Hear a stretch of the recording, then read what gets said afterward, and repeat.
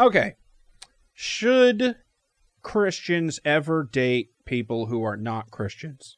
So should Christians date people who are not Christians? I would say no.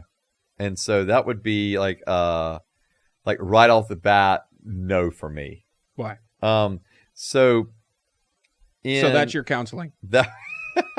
Yeah, that would be my counsel. Hi, Pastor Joseph. This person's not a Christian, but we're dating. You would say, don't do that anymore. Right. I would. And I would, and I would go on, obviously, to explain why. So hold on, let me just pull this up real quick. Okay. All right. Joseph got a new pewter. I do. Because his other one turned off and never turned back on again. Yeah, that's a fact, actually, it did. Yeah. And it started happening while I was working on my dissertation, which was terrifying. No. So we do have a new computer now. All right, so in 2 Corinthians chapter 6, verse 14, okay, it says, "Do not be unequally yoked with unbelievers. For what partnership can righteousness have with wickedness?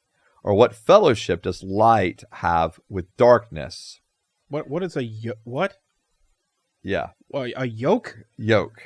All right. So what? All right. So a yoke is, so remember, like, so if you have like a mental picture of a yoke being like, so a yoke being placed on, let's say, a frying pan? No,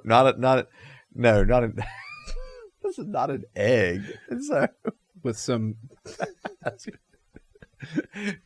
with some peppers and onions. No, I know that's how we say it down here in South, yolk. But no. So all right. So there's a cheddar cheese.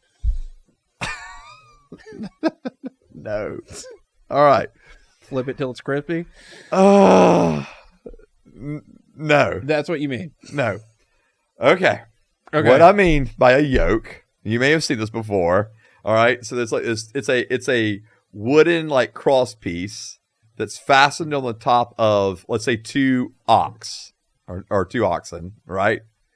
Oh. And so and then it pulls that thing and they're pulling together, right?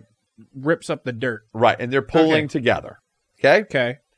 To be unevenly yoked is to have, let's say, one animal here that's much taller, bigger, stronger, and another one here that doesn't meet that size. It's unevenly yoked, and so it's going to end up getting pulled differently, right? Okay. And that's kind of the idea that Paul has in mind here. Like, if you're unevenly yoked, what will end up happening, what he's saying here, is that if you have, you're unevenly yoked, light might be led into darkness or righteousness into lawlessness. And so that instead of walking the path together, equally yoked together, there's going to be this veering, where you're going to get off the path, inevitably. And so that's why I would say for Christians, so your field's just slanted. Who cares? It's way more than that. It would be like anyway, I won't get into what the animals are doing. My point just being is, for here, what Paul is saying here is that, and we're applying this obviously to the dating, is you want to be with someone that is yoked with you, so that when you walk the path with the Lord, you'll be walking it together. Okay. And you're going together on this path. So she needs to be my same height and weight. No. She needs to have some physical prowess. No. She needs to be sturdy. No. Okay. That's not what I'm saying at all. All right. So in other words, that there's a desire to follow Jesus, Okay. And we're both following Jesus together. And we're not saying that you're going to be 100% in agreement on every single thing. But it's nothing that you're in disagreement over is going to cause this unequalness to where you're veering off the path together. This is going to be one of those things where, no, we're going to continue to go together.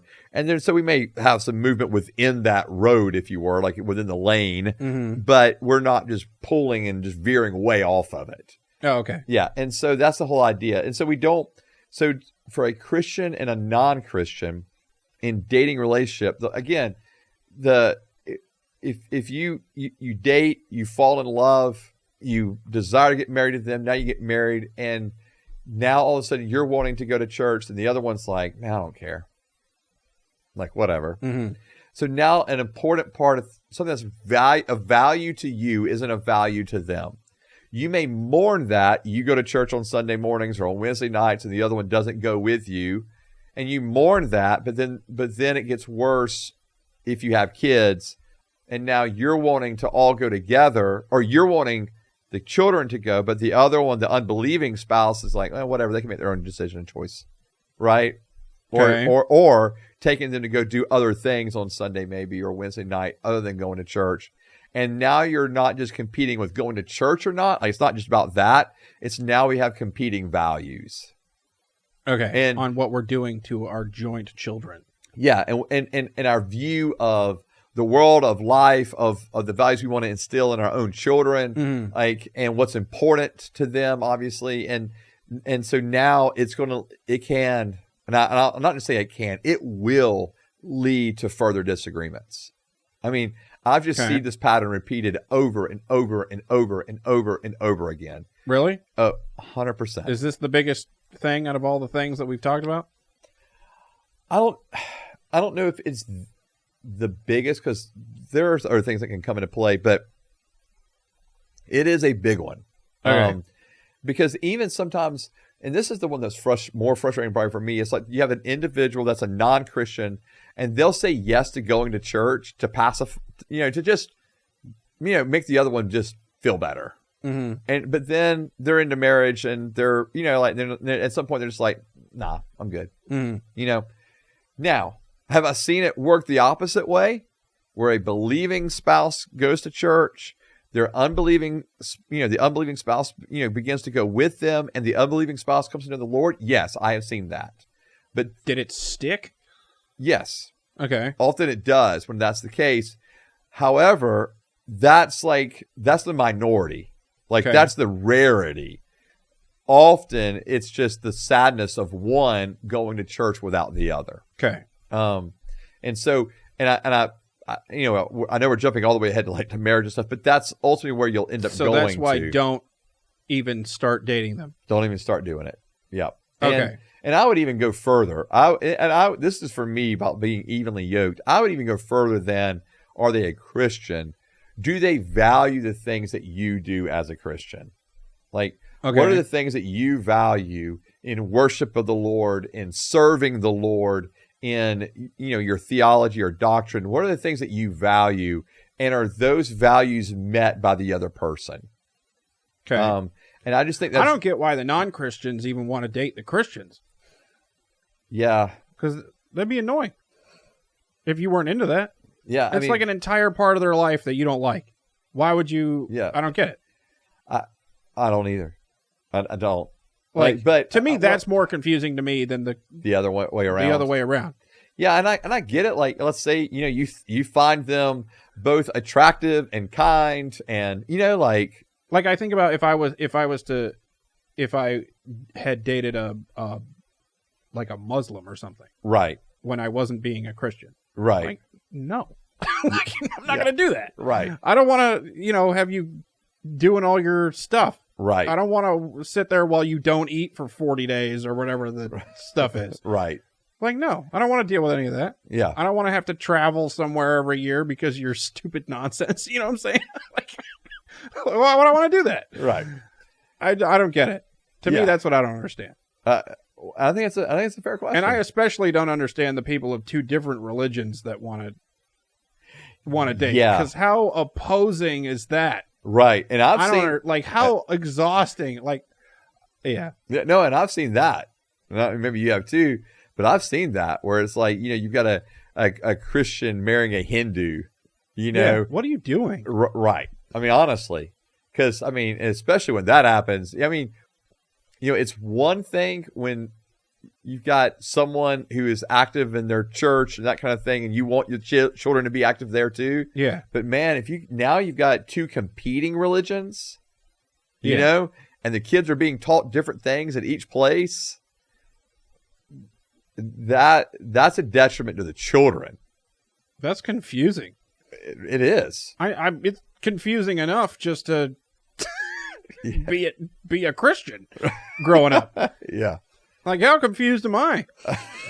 You know what I'm saying? Right. It's the whole reason we're doing this. Yeah. I don't understand. Yeah. No, but you're right. You bring up a good question. So yeah, so for the Christian, again, that would be my heart. Like, don't date a non-Christian. And it's, again, that whole idea of, I can change them, right? We used to refer to it as missionary dating.